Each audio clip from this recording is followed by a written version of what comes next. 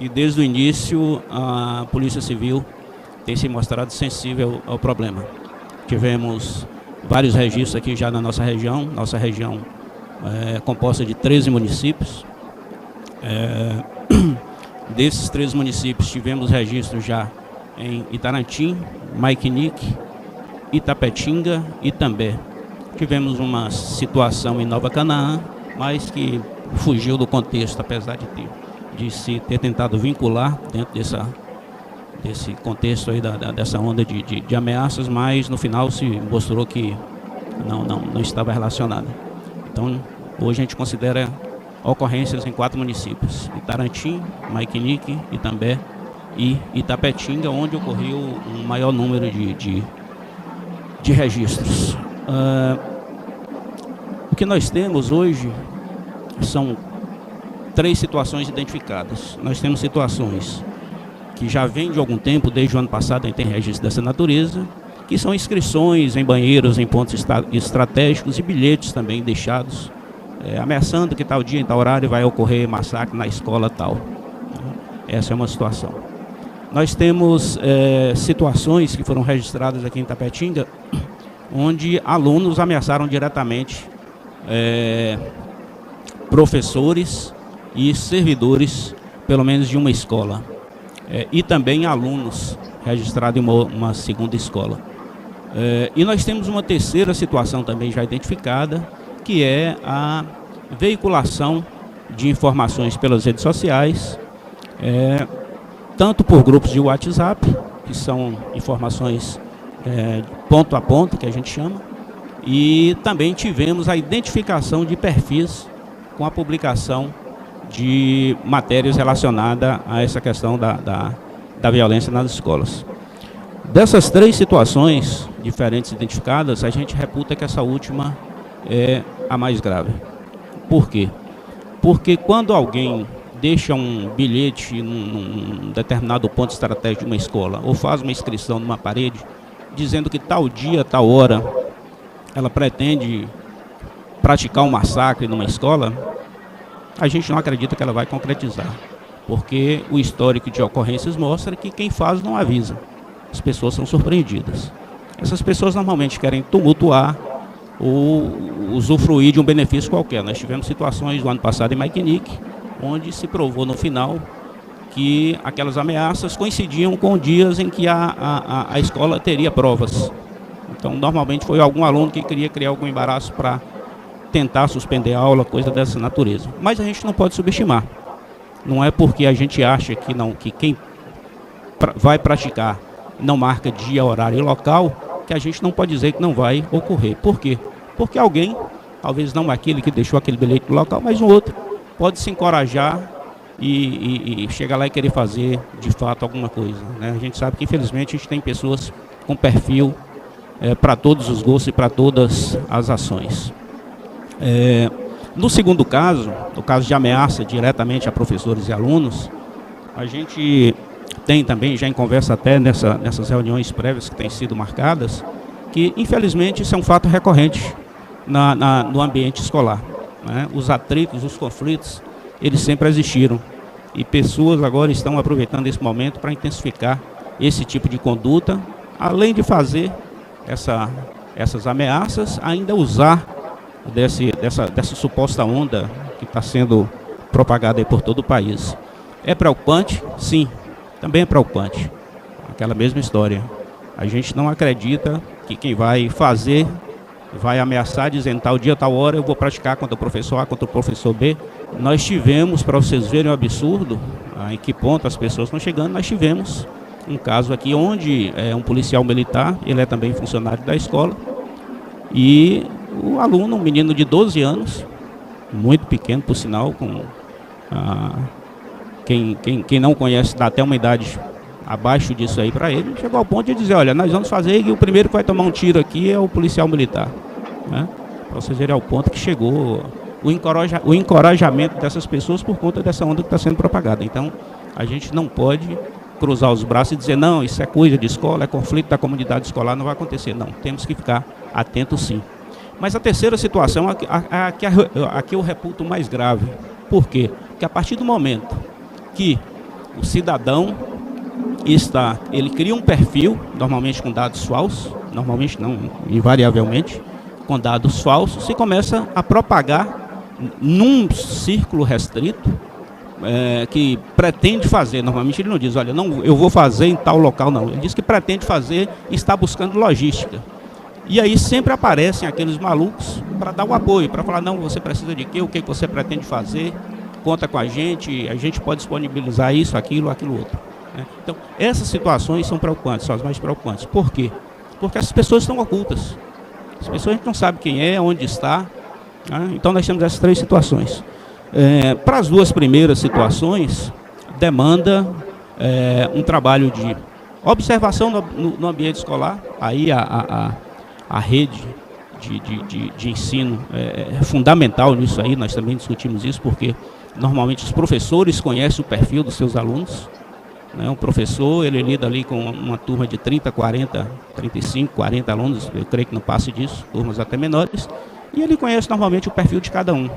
Ele percebe diferenças no comportamento, ele sabe o dia que o aluno está mais introspectivo, o dia que o aluno está mais agressivo, enfim. Essa observação em sala de aula é fundamental para que ele identifique possíveis riscos em potencial e identifique também a natureza desse risco. É um risco restrito à comunidade, faz parte da rotina, ou ela extrapola e demanda uma intervenção das forças policiais? Né? Feita essa identificação, a direção da escola vai adotar as medidas cabíveis, acionando Guarda Municipal, Polícia Militar ou Polícia Civil, a depender da natureza do fato. E também o trabalho preventivo que já é feito com muito mérito aí pela Polícia Militar e pela Guarda Municipal, que eu não vou adentrar nessa área porque o Major tem expertise no assunto e eu não. Com relação à terceira situação, hoje o Ministério da Justiça já desenvolve um trabalho de excelência. Hoje as redes sociais elas são vasculhadas através dos seus algoritmos para identificar perfis dessa natureza. E já foram muitos perfis. Até o último balanço que a gente viu passava de 1000 perfis identificados. E as pessoas também identificadas, porque hoje as pessoas têm a falsa impressão de que elas podem se esconder atrás de dados falsos nas redes sociais. Isso é um engano terrível. Né? Nada deixa mais ácido do que redes sociais. A partir do momento que você cadastra um perfil em qualquer rede social, você vai deixar uma gama imensa de elementos lá que vai levar você sem sombra de dúvida. Então não pense as pessoas que pelo fato de estarem usando os dados incorretos, que elas não vão ser identificadas com muita facilidade. Com muita facilidade. E o Ministério da Justiça tem feito isso de uma forma brilhante. Para vocês terem uma ideia, domingo da semana passada, à noite, o Ministério da Justiça identificou um perfil dessa natureza na cidade de Maikinique, imediatamente comunicou que nós temos também, a Polícia Civil do Estado da Bahia tem uma delegacia de crimes cibernéticos em Salvador, que trabalha nesse mesmo sentido, com muita eficiência. O Ministério da Justiça, na noite de domingo, ontem fez 8 dias, identificou um perfil, passou essa informação para a Delegacia de Crimes Cibernéticos em Salvador. A Delegacia de Crimes Cibernéticos acionou a rede social correspondente a esse perfil, conseguiu todos os dados do cidadão, como é natural, está tudo armazenadinho lá, produziu um relatório na manhã de segunda-feira, tudo isso em menos de 10 horas. Na manhã de segunda-feira eu já estava com o relatório pronto em mãos, acionei a juíza da comarca de Macarani, ela prontamente expediu um mandado de busca, fomos lá na casa, cumprimos, graças a Deus não encontramos armas, mas encontramos um adolescente de 16 anos que estava de fato propenso a praticar atos de violência na escola onde ele estuda. E ele deixou isso bem claro. Agora, qual o perfil desse adolescente? Um adolescente com problemas psicológicos, de pais também com problemas psicológicos, tanto o pai quanto a mãe. Além dos problemas psicológicos, problemas com dependência química. Um adolescente que foi abandonado aos 8 meses de idade, que se sente isolado, que vive isolado da comunidade. Ele diz que ele não tem amigos na escola, ele não tem amigos fora da escola. Na escola ele alega sofrer bullying, e pasmem, o bullying que ele sofria, principalmente por conta do cabelo, ele usava um estilo de cabelo diferente, sofria bastante bullying por conta desse cabelo, cortou o cabelo bem baixinho, passou a máquina 1 no cabelo, e aí, na intenção de fugir do bullying, continuou da mesma forma, ele estava propenso a se vingar dos colegas, né? Esse, perigoso. Era realmente uma situação real, identificada graças a esse trabalho do Ministério da Justiça, no programa Escola Segura, e também do trabalho da Delegacia de Crimes Cibernéticos. Houve uma intervenção tempestiva, o menor foi levado à delegacia, foi ouvido, abriu o coração dele, disse tudo o que estava se passando, foi feito um procedimento adequado à situação, foi encaminhado à vara da infância, à promotoria de justiça, as providências estão sendo adotadas, está sendo providenciado acompanhamento psicológico para ele, e a gente acredita que a situação está sanada, né? Então, as forças de segurança estão atentas a esse problema.